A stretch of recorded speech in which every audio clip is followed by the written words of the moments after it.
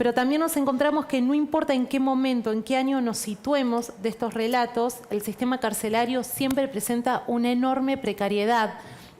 Y lejos está de cumplir con esa manda constitucional que habla de cárceles limpias, cárceles sanas, cárceles que sirvan para la reinserción social de esas personas que en algún momento van a volver a su vida en libertad. Tomaste todo cárceles, no institutos de menores. No, solo todos cárceles. El Todos instituto de cárceles. menores es una problemática. Sí, claramente.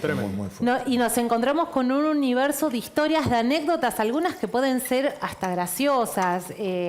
Hay uno de los presos que desmanteló una biblioteca en la cárcel para hacer un lugar para visitas higiénicas, porque él le dijo al director del penitenciario que los presos necesitaban tener relaciones sexuales. El preso pidió eso. Claro. Tiene que haber cuál. No, tienen que comprar el libro y tienen que encontrar esa historia. Muy bien. Bueno, o también nos encontramos con presos. Claro. O, bueno, también nos encontramos con ¿Y hay una condena dentro de la cárcel, por ejemplo, voy a poner el padre Grassi, que estuvo acusado por corrupción de menores. Corrupción de menores.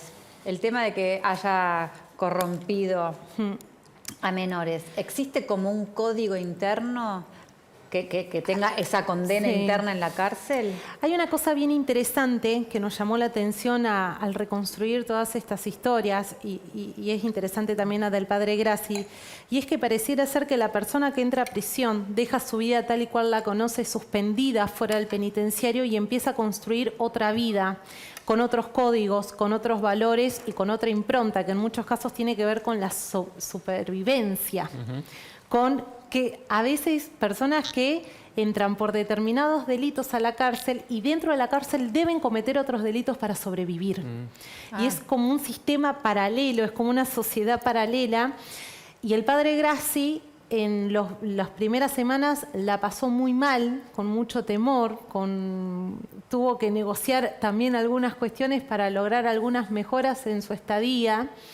Pero, ¿negociar con carceleros? ¿Con guardiacárceles o con negociar como con más reos? Seguridad, negociar también que se les garantice integridad física también, porque hay presos. Eso está mal, digo. Por supuesto que está mal, porque la cárcel no puede ser un lugar donde se imprima violencia, porque hay una parte en la que hay un capítulo que se ocupa puntualmente del sistema carcelario, y una de las personas que entrevistamos dice: el preso que entra por un robo a la cárcel de Devoto, por ejemplo, una cárcel que ni siquiera debería estar en el sistema penitenciario argentino por su estructura, porque es una cárcel que no cumple con ninguna de las normas internacionales, el que entra por un delito menor, un robo, termina saliendo como un asesino.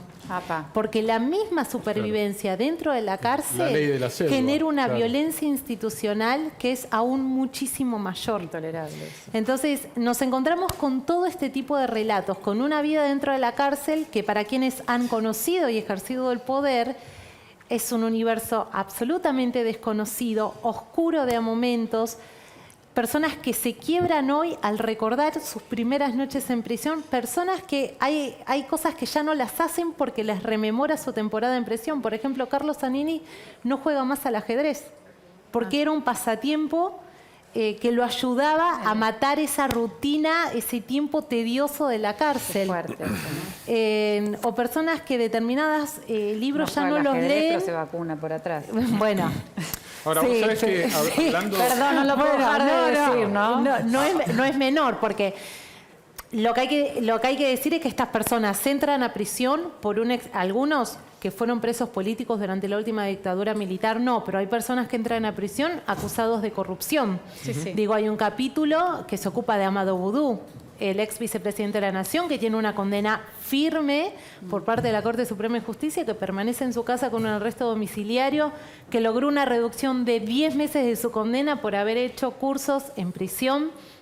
Y entonces me parece que... ¿De ukelele? No, el de ukelele fue Schiavi, el exsecretario de Transporte, genial. que esta semana... Curso ukelele y te reducen la condena. Pero además, ¿sabes qué? Hay una discusión que es interesante. El 70% de la posibilidad de reinserción, porque hay algunos pabellones trabajados por grupos católicos y evangélicos que tienen grados de reincidencia bajísimos, trabajan sin duda en los valores dentro de la institución, pero el 70% del éxito no depende de lo que pasa ahí adentro.